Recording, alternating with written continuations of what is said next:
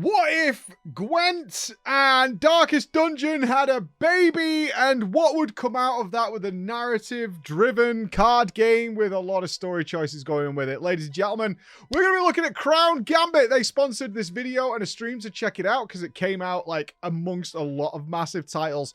We got a link in the description below if you're interested in this to find Crown Gambit. And let me explain to you what this game is all about.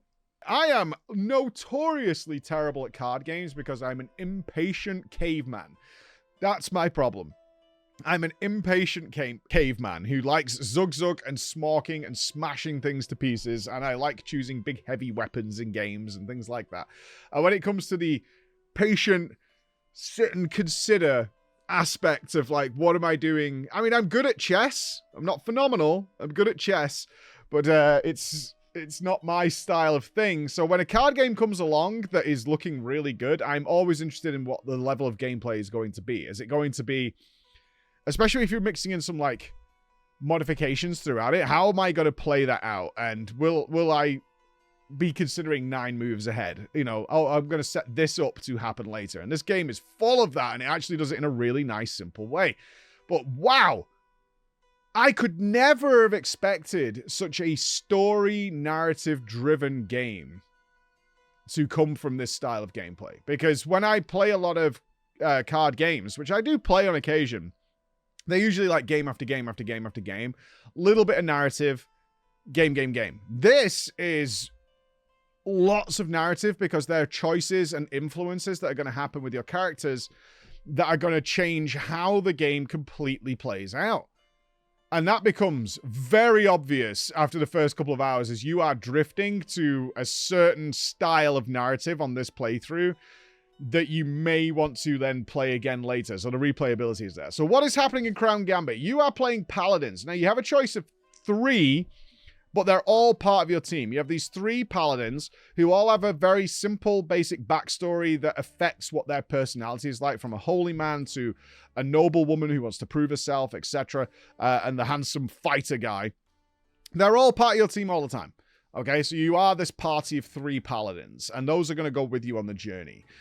Your job is to escort the king and his son, and he's joined by his primary protector, his first knight, Alphonse, to the emperor. That's the mission. We're escorting them there. And in this world, there is a bunch of relics that have become extremely powerful, and on the back of the crown, the main crown, control and cities have been built, and now our mission is to deal with that situation.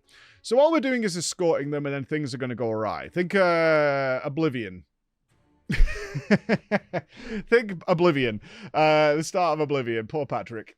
Along the lines. And from there, there's going to be a lot of decisions to be made. Because obviously while you're escorting the king, there's different points of view about how this should be tackled, and you will then get pathway choices that you want to do. So if you're moving through a forest, you might see somebody up ahead. Do you want to engage with those people? Well, people like Alphonse are going to be like, no, like, we don't want to engage with those people because we want to keep the fact that we're with, you know, royalty secret. We don't want to put them at risk. Some of your party, like a holy man, might be like, they seem to be in trouble, we should go and help them. So you then get all these choices depending on the perspectives of who you want to be with. And you get the choice actually in the game. It will be like, do you want to go with their choice, this choice, or their, you know, like, do you want to use Hale's choice, who is the holy man? I was all in on Hale because I memed him at the start because he looked kind of feeble, but then he came up with some really good ideas. I was like, I'm all in with whatever Hale thinks we should do, that's what we're going to do. That's what we're going to do. Not always for the best. Obviously, in a very similar style to any roguelite experience, is you're going to have consequences and benefits depending on what happens during this encounter, and I do believe they can play out in different ways, so you're not getting them set in stone about what you want to do. For example, you might meet a soldier who's out in the forest who is struggling with being attacked by wolves. So you'll get into a card game against the wolves, and you saved him. Now what do? Do you leave him alive because he knows who you're traveling with, or do you kill him? Well, if you kill him, that's not going to be, you know, that's not nice because you killed, quote unquote, an innocent.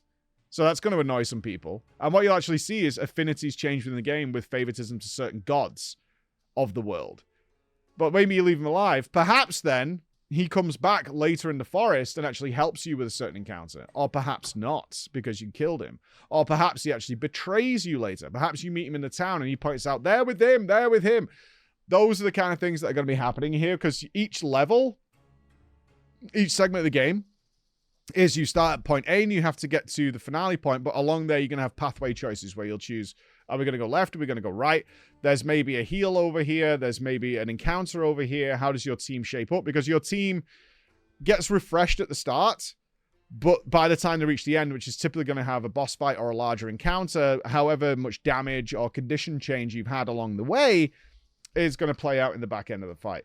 Now, I was on difficulty 2 of 4 because I wanted to see as much of the game as possible. That was pretty reasonable for me to make a lot of mistakes. And they have a system in the game which is going... I believe I was about to hit the wall with. This was pretty clever.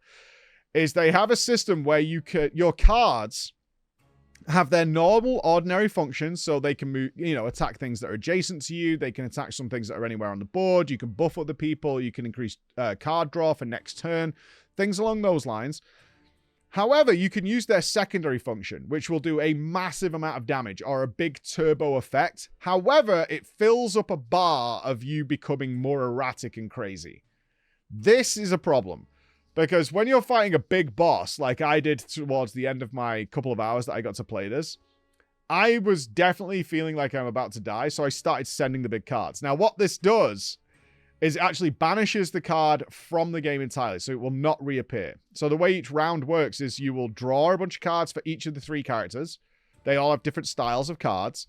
You can play them during that turn, and then they will shuffle back into the deck for the most part to be maybe drawn again next turn.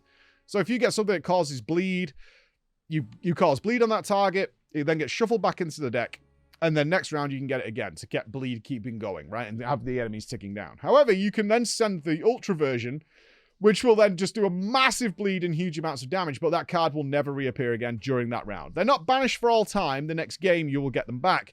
But more importantly is the bar filling up. Now, what this bar fills up is the way your characters might act in encounters, because they're becoming more and more erratic and crazy. And sometimes, which happened to me, without you making a choice because you've pushed them to their limits, they will just murder somebody because they believe in the righteous cause, the righteous hand of God. It's like, they're just like, no, kill, this person should never attack a member of the clergy or whatever. And like, you're like, oh, God damn it, these guys are losing their mind. You can reset the bar later on with various encounters that you will have. So, but you don't know when they're coming, and you don't know how bad it's going to be.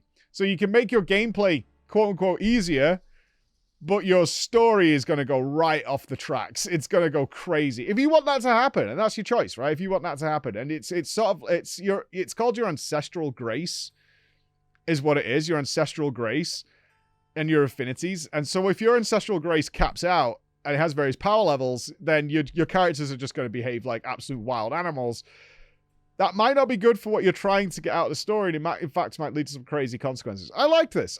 It was much more surprising. I think certainly for the first couple of hours, people are going to be a little shocked with just how much of it is narrative driven in a choose your own adventure style. I think you'll be a little shocked by that when you're getting in there, because it sets up a lot of stuff of who the gods are. It adds to an encyclopedia of who the gods are.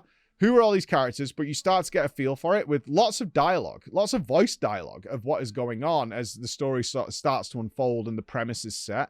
And then the gameplay is increasing after that. So just bear that in mind when you get in there. But overall, you can see a lot of potential here for that longer playthrough. So I said roguelite earlier, but I don't want people to think this is like a half-hour run, an hour run, and then you reset and go again. I expect you to do like more Darkest Dungeon styles. Like there's going to be a longer run, like a 20+ hour run that you'll then want to come back with a wildly different ending, a wildly different outcome than where you went on the other way.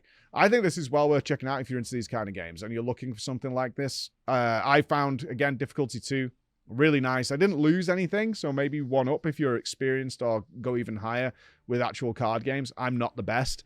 And whether or not I did sacrifice a lot of cards to make my guys crazy in order to overcome some challenges. But Crowd Gambit, well worth a look if you're interested in this style of game. They've done a good job here.